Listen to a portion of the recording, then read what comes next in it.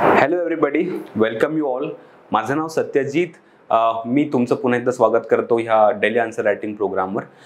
मी इथे मागच्या 3 वर्षांपासून आहे आणि सोशलॉजी ऑप्शनल हा माझा टॉपिक आहे.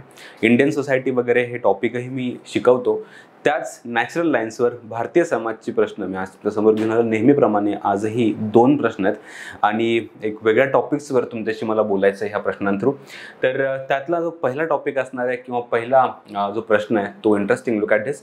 वाढत्या लोकसंख्येचे संभाव्य फायदे असले तरी ती पर्यावरणावर विशेष आघात करते. Very different type of question, पण थोडा इंटरेस्टिंग आहे ना, की वाढत्या लोकसंख्येचे संभाव्य फायदे असले तरी. एकतर आपण आतापर्यंत लोकसंख्या हा टॉपिक आहे हा बऱ्याचदा निगेटिव्ह कोनोटेशनमध्ये शिकलेला असतो, की भारताची लोकसंख्या वाढतीये, गरिबीच्या मागे लोकसंख्या हा प्रॉब्लेम आहे, काही झालं ट्रॅफिक अडकली, ट्रॅफिक जॅम, लोकसंख्या लोकसंख्या लोकसंख्या.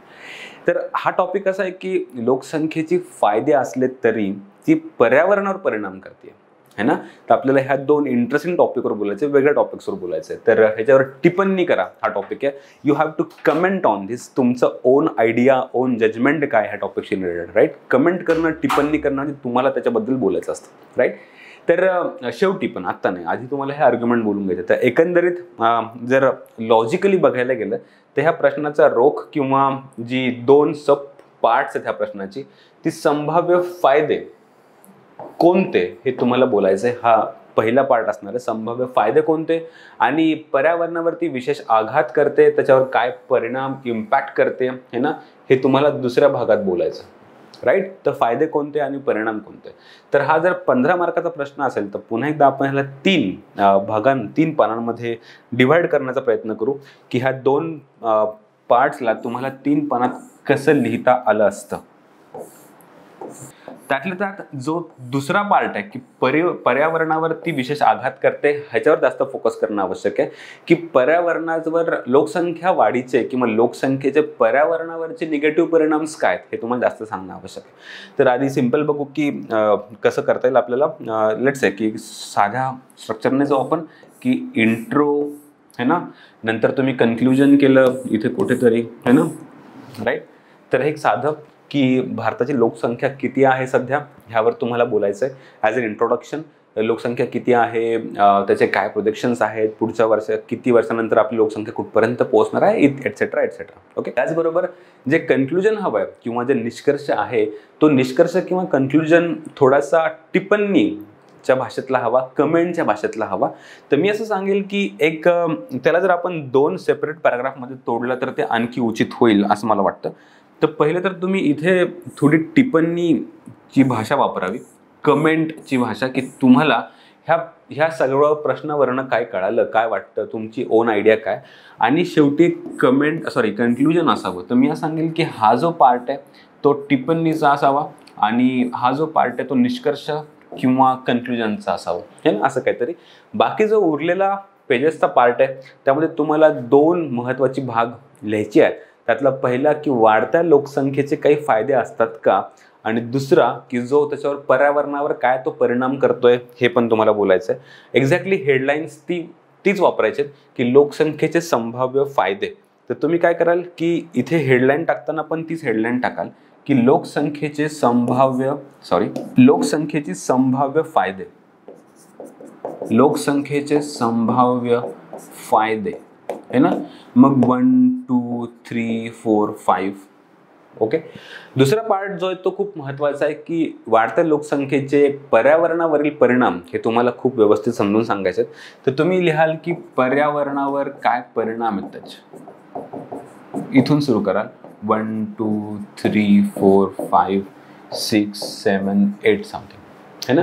तर तुम्ही ते पर्यावरणावरची परिणाम त्याला समजून सांगाल. हेडलाईन है ना, विशेष आघात करते है ना, पर्यावरणावरील आघात असं पण तुम्ही हेडलाईन वापरू शकता. आणि कमेंट कराल, टिप्पणी कराल आणि कन्क्लूड कराल. तर असं एक जनरल ह्याचं स्ट्रक्चर राहील.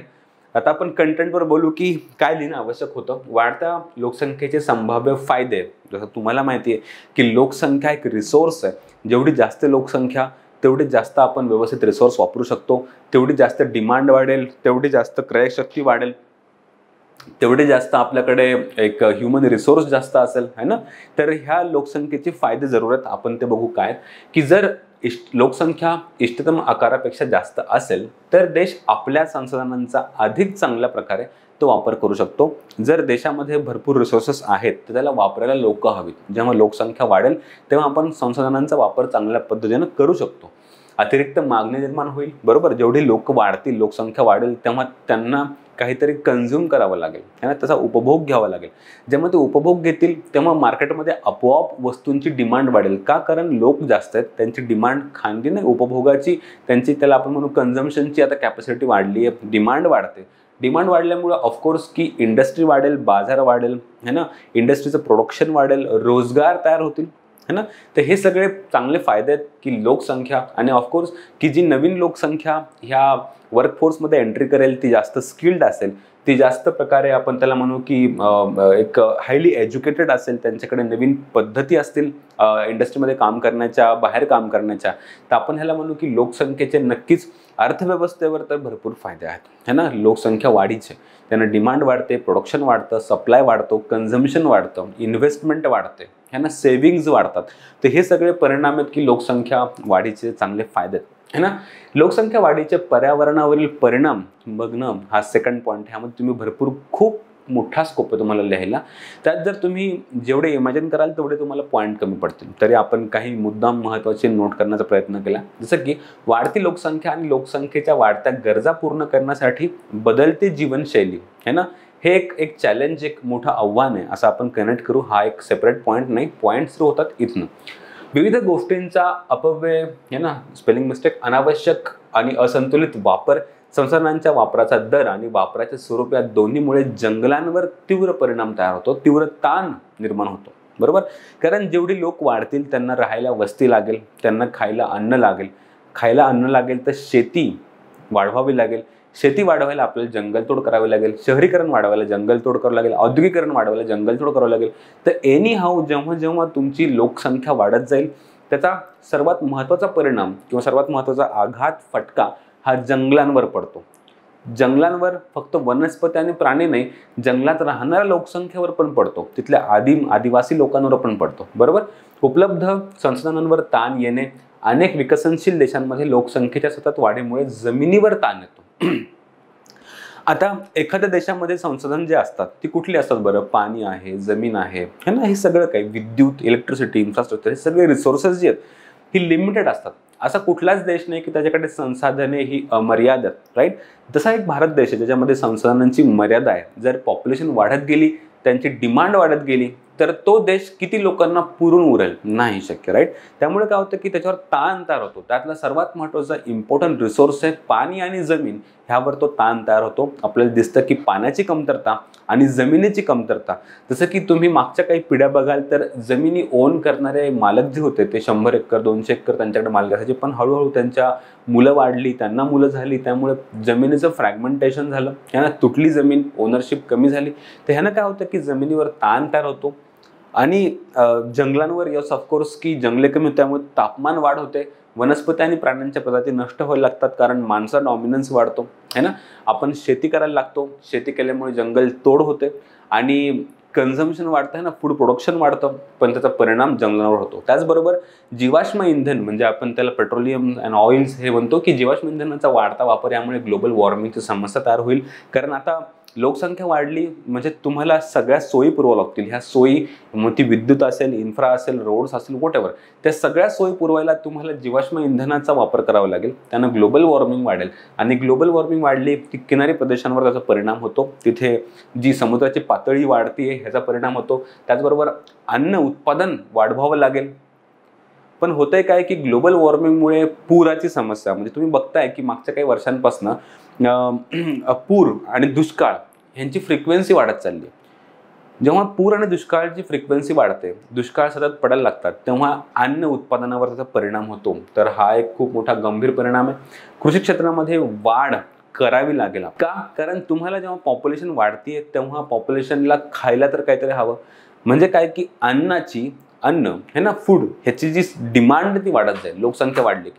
आणि फूडची डिमांड वाढली की ती आपण डिमांड कुठून कंप्लीट करू? ऑफकोर्स ॲग्रिकल्चरला तुम्हाला एक्सपांड करावं लागेल, त्याला कृषीला त्याला आपल्याला एक्सपांड करावं लागेल. आणि ह्यामुळे जेव्हा जेव्हा ॲग्रिकल्चरची डेव्हलपमेंट होईल, त्याची एक्सपान्शन होईल, तेव्हा आपण रासायनिक खतांचा, तणनाशकांचा वापर करू आणि ते पुन्हा एकदा पर्यावरणावर आघात करतील, परिणाम करतील. रेल्वे, रस्ते है ना, अधिवास, त्या रेसिडेन्शियल कॉलनीज बांधायला, तसंच खाणकाम, ह्या सगळ्या इन्फ्रास्ट्रक्चर डेव्हलपमेंटसाठी तुम्हाला जमिनीचा ऱ्हास करावा लागेल, तुम्हाला काहीतरी खोदावं लागेल है ना, काय झाडं तोडावं लागतील, वृक्षतोड होईल, बरोबर. तर ह्या सगळ्यांचा परिणाम का होतोय बाय द वे, की लोकसंख्या वाढीमुळे. त्याचबरोबर बायोमास जाळण्याच्या उच्च पातळीमुळे मोठ्या प्रमाणात घरातील प्रदूषण वाढते. इन हाऊस, त्याला इनडोअर पोल्युशन आपण म्हणतो. की तुम्ही बघता की बऱ्याचशा आजही भारतातल्या ग्रामीण भागांमध्ये कुकिंग जो गॅस आहे, तो गॅस अजूनही नीट पोहोचलेला नाही आहे. दुर्गम भागात तिथं आपण अजूनही चूल वापरतो है ना, किंवा जीवाश्म इंधन वापरतो, बायोमास वापरतो, जीवाश्म आहे बायोमास वापरतो, ज्यानं काय होतं की ऑफकोर्स तिथे पोल्युशन तयार होतं, इंडोर पोल्युशन, त्याच्यामध्ये हार्मफुल केमिकल्स आणि गॅसेस असतात, जसं की कार्बन मोनॉक्साईड अँड एटसेट्रा है ना. तर घरगुती, औद्योगिक आणि कृषी वापरासाठी जे आपण पाणी वळवतो है ना, लोकसंख्या वाढली आहे त्यामुळे हे सगळं करावं लागेल. पण होतंय काय, तर परिणाम नद्यांवर होतो. नद्यांचं प्रदूषण वाढतं आणि स्वच्छता गुणधर्मामध्ये त्याची घट होते. वाढत्या करमणुकीच्या उपक्रमामुळे आणि पर्यटनामुळे होणारा त्रास लोकांना, येस ऑफकोर्स, की मागे सोडलेल्या कचऱ्यामुळे नैसर्गिक परिसंस्थांचे तिथे दूषीकरण होते, तिथं दूषित होतात, तिथे पोल्युशन होतं, राईट. तुम्हाला एकंदरीत दिसतंय की तुम्ही असे खूप लिहू शकता, लोकसंख्या वाढीनं आणखी काय काय पर्यावरणावर परिणाम होतील. ते कोरल रीफपासून असेल, समुद्राची पातळी वाढणं असेल, वृक्षतोड असेल, पाणी असेल, पण तुम्ही हे मेजर एरिया कव्हर करावे. ॲग्रिकल्चर, पाणी, जमीन, जंगल, ह्या सगळ्यांना तुम्ही कव्हर करावं तुमच्या उत्तरामध्ये है ना. तर हे सगळे होते आपले कंटेंटचे पॉईंट्स. आणि तुम्हाला आता ह्याच्यानंतर कन्क्लूड करायचं आहे तर तुम्हाला काय वाटतं बरं, काय करणं आवश्यक आहे ॲज अ कमेंट, टिप्पणी. जर तुम्ही नीट बघाल तर लोकसंख्या वाढ ही चांगली की वाईट, ह्याच्याशी निगडीत मी पुढचा प्रश्न घेतलाच आहे. पण लोकसंख्या वाढ ही चांगली की वाईट हे तुम्हाला नीट समजून घेणं आवश्यक आहे. तर लोकसंख्या वाढ ही चांगली किंवा वाईट हे दोन्ही नसतं, ते एक न्यूट्रल कन्सेप्ट आहे. जर ती लोकसंख्या हेल्दी, चांगली है ना, एक स्किल्ड असेल तर ती लोकसंख्या वाढीचा देशावर वाईट परिणाम तर होत नाही नक्कीच. पण त्याचा पर्यावरणावर परिणाम कमी करण्यासाठी आपण लोकसंख्येला अवेअर, जागृत करू शकतो, त्यांना शिक्षण देऊ शकतो है ना. त्याचबरोबर एक सस्टेनेबल डेव्हलपमेंट, शाश्वत विकास ही संकल्पना समाजामध्ये आपण रूढ करू शकतो. अशा तुम्ही कन्क्लुजन करावं की शाश्वत विकास, SDGs ह्या गोल्सला सर्वांपर्यंत, लोकांपर्यंत पोहोचवणं. प्रत्येक व्यक्ती, लोकसंख्या किती पण वाढू द्या, पण लोकांचं कन्झम्पशन जर रिस्पॉन्सिबल, जबाबदार असेल तर तुम्हाला असं वाटतं का की ते पर्यावरणावर परिणाम होईल? नाही होणार. तर तुम्ही एक चांगली कन्सेप्ट वापरावी की रिस्पॉन्सिबल कन्झम्पशन, जबाबदार है ना, एक रिस्पॉन्सिबल कन्झम्पशन असावं. शाश्वत विकास हे धोरण प्रत्येक व्यक्तींच्या आयुष्यात अवलंबावं, हे तुम्ही असं कन्क्लूड किंवा टिप्पणी करू शकता. चौथा, त्याला जो आपण प्रश्न घेतोय, जो मागच्याच लिंकमध्ये क्वेश्चन नंबर 2 ह्या सेक्शनचा, तर भारतातील लोकसंख्या शास्त्रीय लाभांश यावर टीप लिहा.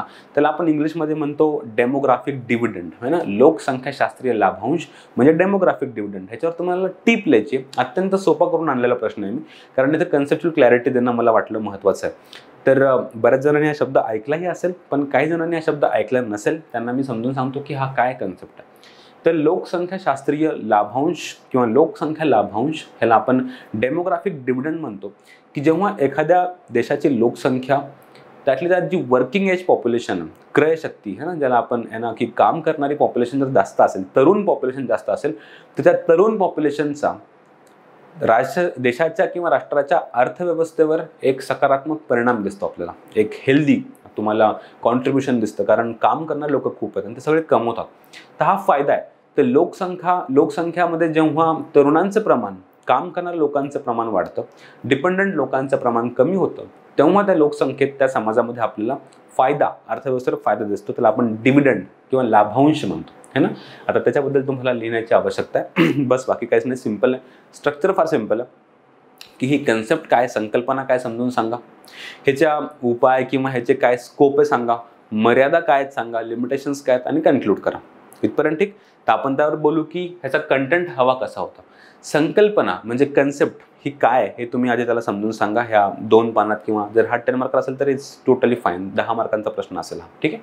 तर लोकसंख्याशास्त्रीय लाभांश म्हणजे काय की जेव्हा अर्थव्यवस्थेतील वाढ जी देशाच्या लोकसंख्येच्या वयाच्या संरचनेत बदल झाल्यामुळे होते. वयाच्या संरचनेतील बदल सामान्यतः प्रजनन क्षमता आणि मृत्यूदरात घट, सिंपल कन्सेप्ट आहे, मी समजून सांगतो की जेव्हा लोकसंख्येमध्ये प्रजनन क्षमता वाढते है ना आणि मृत्यूदर घट होतो. प्रजनन क्षमता पण ऑफकोर्स कमी होईल, पण मृत्यूदर जेव्हा घट होतो तेव्हा डिपेंडंट किंवा ओल्ड एज किंवा सिनियर सिटीजन त्यांना आपण है ना की वयोवृद्धांची संख्या कमी होते असं म्हणतो. जे डिपेंडंट लोक आहेत त्यांचं प्रमाण कमी होतं. ह्यानं काय होतं की तरुणांची संख्या वाढते आणि तरुणांची संख्या वाढल्यामुळे त्यांची क्रय शक्ती वाढते, बरोबर. तर प्रजनन क्षमता आणि मृत्यूदरात घट झाल्यामुळे कार्यरत लोकसंख्येची उत्पादकता वाढते. तर प्रजनन क्षमता कमी झाल्यानं लहान बालकांचं प्रमाण कमी होईल, ते पण डिपेंडंट पॉप्युलेशन आहेत, बरोबर. आणि त्याचबरोबर मृत्यूदर कमी झाल्यानं है ना की घट झाली आहे, त्यांना पण जे डिपेंडंट पॉप्युलेशन ती कमी होईल. ह्यानं काय होईल की कार्यरत लोकसंख्येची उत्पादकता वाढते, ज्यामुळे लोकसंख्याशास्त्रीय लाभांश मिळतो जो त्यांना दरडोई उत्पन्न वाढतो. त्याचबरोबर लोकसंख्याशास्त्रीय लाभांशाचा पहिला कालावधी हा जवळजवळ 50 वर्ष टिकतो. हा किती वर्षात, जसं की आपण म्हणतो ना आता की भारत हा देश ह्या लोकसंख्याशास्त्रीय लाभांशावर डेमोग्राफिक डिव्हिडंड ह्या फेजमध्ये आलेलो आहोत, कारण भारतामध्ये सध्या जी पॉप्युलेशन आहे ती मेजॉरिटी पॉप्युलेशन वर्किंग एजमधली आहे. 65% आसपास आता पॉप्युलेशन जी आहे ती आता वर्किंग किंवा कार्यरत पॉप्युलेशन आहे. ती पहिले 50 वर्ष तो लाभांश टिकतो, मग ती पॉप्युलेशन पुन्हा म्हातारी व्हायला लागते. मग जेव्हा पुढच्या तरुणांचा फेज येईल तेव्हा पुन्हा देशामध्ये लाभांश येईल. ती कन्सेप्ट आपण पुन्हा बघू शकतो. नंतर भारताची सध्या 62.5% 63% लोकसंख्या 15 ते 59 ह्या वयोगटात मोडते, जी सतत वाढत आहे. त्याला आपण म्हणतो की एवढी मोठी म्हणजे टोटल पॉप्युलेशनच्या जवळजवळ 2/3 पॉप्युलेशन जी आहे ना, 2/3 पॉप्युलेशन सध्या वर्किंग एजमध्ये ते काम करू शकते, ते काम करू शकतात, म्हणून त्यांच्याकडे पोटॅन्शियल स्कोप आहे अर्थव्यवस्थेत कॉन्ट्रीब्यूट करण्याचा, बरोबर. आणि 36च्या आसपास ती शिखरावर पीकवर पोहोचेल 65% पर्यंत. हे लोकसंख्या मापदंड भारतातील लोकसंख्याशास्त्रीय लाभांशाची उपलब्धता दर्शवतात, एक स्कोप दर्शवतात, जी 2005-06 मध्ये सुरू झाली आणि 55-56 पर्यंत ते चालण्याची शक्यता आहे.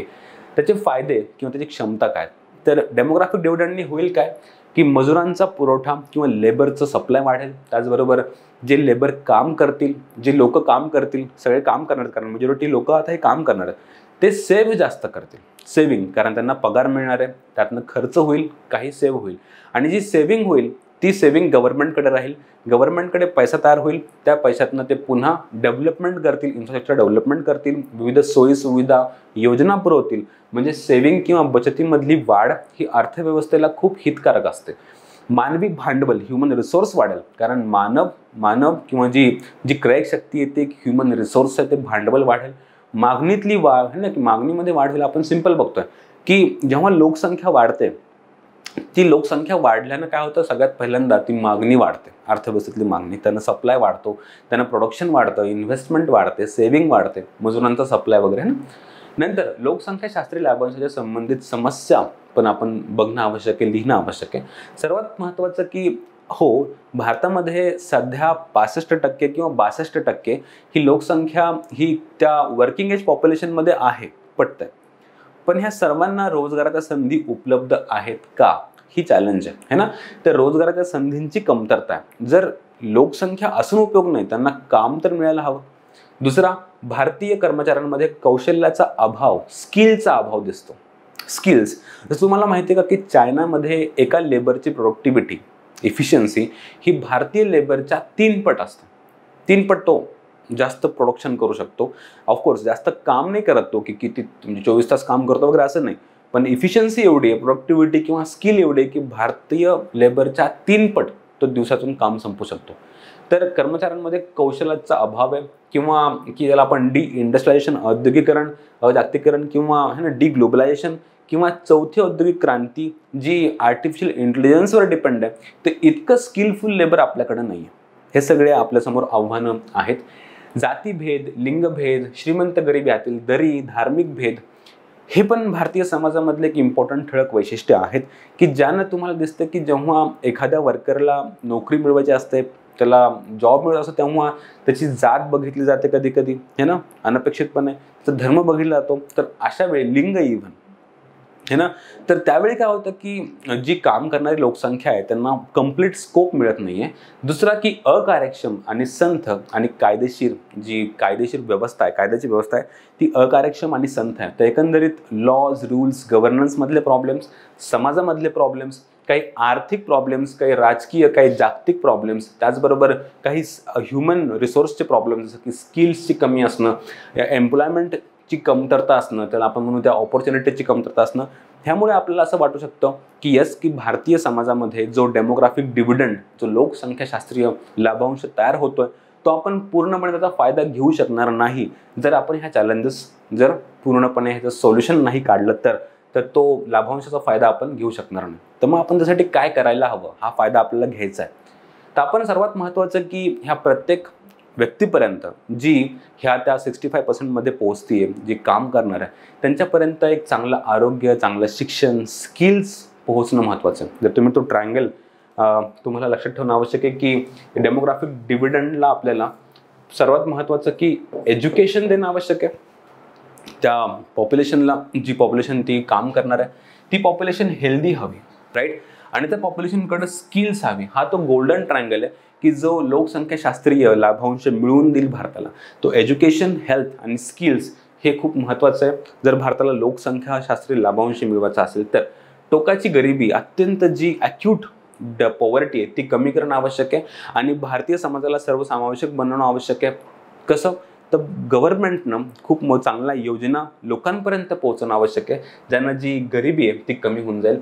तरुण लोकसंख्येची रोजगार क्षमता वाढवण्याची गरज आहे. कारण आपण मागे एकदा रिपोर्ट आला तर 2018ला मला आठवतोय की त्या रिपोर्टनं सांगितलं होतं की जवळजवळ 47% फक्त 47% इंजिनियर्स हे काम देण्याच्या लायकीचे आहेत. 53% इंजिनियर्स हे काम देण्याच्या लायकीचे नाही आहेत. एका इन्स्टिट्यूटनं म्हणलं होतं की फक्त 20% इंजिनियर्स हे एम्प्लॉयबल आहेत, है ना, की त्यांना काम देऊ शकतो आपण. बाकीच्या 80% जनता ही नुसती पास झालेली.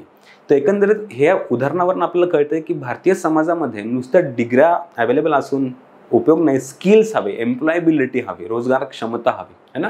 की प्राथमिक, माध्यमिक, उच्च आणि ह्या सगळ्या योग्य ह्या शिक्षणावर तुम्ही गुंतवणूक, इन्व्हेस्टमेंट करणं आवश्यक आहे. तुम्ही अकॅडमिक्स किंवा त्या स्कूल्स आणि कॉलेजेसला इंडस्ट्रीसोबत कनेक्ट करणं आवश्यक आहे. इंडस्ट्रीसोबत कनेक्ट केल्यानं काय होईल की ते इंटर्नशिप करतील, स्किल शिकतील, इंडस्ट्रीमध्ये काय गरज आहे, मार्केटमध्ये काय स्किलची गरज आहे हे शिकणं आवश्यक आहे. ते आपण लेबर क्लासला शिकू शकतो. आरोग्य सेवा त्याच्या इन्फ्रास्ट्रक्चर डेव्हलपमेंटमध्ये खूप महत्त्वाचं आहे. कारण आरोग्य सेवा अशी सेवा आहे की जर तो लेबर हेल्दी असेल तर तो रोज काम करू शकेल आणि जर त्याने रोज काम केलं त्याची इन्कम सिक्युरिटी आहे, त्याला रोज पगार मिळेल, त्याची आपण डेमोग्राफिक डिव्हिडंडचं पोटेन्शियल आपण पूर्ण वापरू शकतो.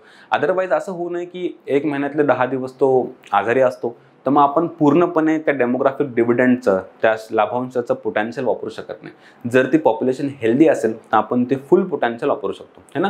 तर आपल्याला खूप महत्त्वाचं आहे की मुद्दाम आरोग्य सेवांवर फोकस करणं फार आवश्यक आहे. तर आपण काय केलं की संकल्पना समजून सांगितली, त्याचबरोबर दुसरा पॉईंट हा पण सांगितला की भारतामध्ये काय सध्या परिस्थिती आहे. तिसरं सांगितलं की भारतामध्ये जी परिस्थिती आहे ती त्याच्यासमोरची आव्हाने किंवा चॅलेंजेस कुठले आहेत ते आपल्याला कशी कमी करता येतील आणि रोजगाराच्या संधी उपलब्ध करणे आणि त्याचबरोबर शहरीकरणाचे नियोजन करणे ह्यासारख्या खूप महत्त्वाच्या स्टेप्स, ह्यासारखी महत्त्वाची धोरणे आपल्याला हाती घ्यावं लागतील. हे आपण सोल्युशन्स किंवा उपाय म्हणून देऊ शकतो. आता ह्याला कन्क्लूड करायची वेळ आली. त्याआधी फक्त 1-2 मिनिट बघा की आपण ह्याला स्ट्रक्चराइज कसं केलं. तर एकंदरीत आपण काय केलं की लोकसंख्याशास्त्रीय लाभांश म्हणजे काय ही संकल्पना समजून सांगितली आहे, है ना. त्याचबरोबर त्याच्याशी निगडीत म्हणजे टीप लिहा म्हणजे काय असतं, what do mean by write and note. तर त्याच्या भोवती तुम्हाला जे काही माहिती आहे ते एकदा एक ऑर्गनाइज फॉर्ममध्ये लिहावं की ती कन्सेप्ट काय आहे, तिचा स्कोप काय आहे, है ना, त्याच्या विकनेस काय आहेत, ऑपॉर्च्युनिटीज काय आहेत, विकनेस काय आहेत, त्यासाठी आपल्याला काय सोल्युशन्स घ्यावं लागतील, गव्हर्नमेंट काय करतंय, तुमच्याकडनं काही उपाय आहेत का, अशा प्रकारे सर्व काही गोष्टी तुम्ही इन्क्लूड कराव्यात. आणि तो लास्ट फेज सुरू होतो कन्क्लुजनचा की भारतातील मनुष्यबळाने आरोग्य सेवा, शिक्षण, कौशल्य, प्रशिक्षण आणि शाश्वत रोजगाराच्या संधीची निर्मिती या क्षेत्रात चांगली कामगिरी केल्यास भारताच्या लोकसंख्या वाढीचे लोकसंख्याशास्त्रीय लाभांशात रूपांतर होऊ शकते. एक पॉझिटिव्ह नोट तुम्ही त्याला कन्क्लूड करा. सजेशन देणं आवश्यक आहे कारण तुम्हाला माहिती आहे की भारतामध्ये आपण त्या पॉईंटला पोहोचलोय, पण भारतातली पॉप्युलेशन, लोकसंख्या ही म्हणावी तितकी हेल्दी, म्हणावी तितकी एज्युकेटेड, म्हणावी तितकी स्किलफुल नाही आहे. तर आज भारतासमोर एक खूप मोठा प्रश्न तयार होतोय की हा डेमोग्राफिक डिव्हिडंड डेमोग्राफिक डिझास्टरमध्ये कन्वर्ट होऊ नये. म्हणजे काय, जर ह्या लोकसंख्येला आपण हेल्दी, स्किलफुल, एज्युकेटेड नाही बनवलं तर उद्या ही सगळी लोकसंख्या भारतावर एक प्रेशर, एक बर्डन बनणार आहे. का? कारण हिला सांभाळावं लागणार आहे भारताला. एकतर ते कॉन्ट्रीब्यूट काही करत नाहीत, वरून सांभाळावं लागेल. तर आपल्याला आज खूप महत्त्वाची वेळ आहे की आज काळजी घेणं आवश्यक आहे की आपल्या तरुण पिढीला जी क्रयक्षम आहे, जी काम करू शकते, त्यांना हेल्दी, एज्युकेटेड आणि स्किल बनावं, ज्यानं ते डिपेंडंट न बनता, ते बर्डन न बनता भारतीय अर्थव्यवस्थेत आणि समाजामध्ये कॉन्ट्रीब्यूट करतील. ते कसं करू आपण? तर कन्क्लुजन असं आहे की त्यांना आरोग्यसेवा, शिक्षण, त्यांना कौशल्य प्रशिक्षण आणि शाश्वत रोजगार, म्हणजे एक सस्टेनेबल, असं नाही की आज काम केलं उद्या भेटेल की नाही याची गॅरंटी नाही. शाश्वत रोजगार म्हणजे काय की तुम्हाला एक सस्टेनेबल, एक डिसेंट, एक नेहमी कन्फर्म रोजगार असावा, रोज काम मागायची गरज नसावी.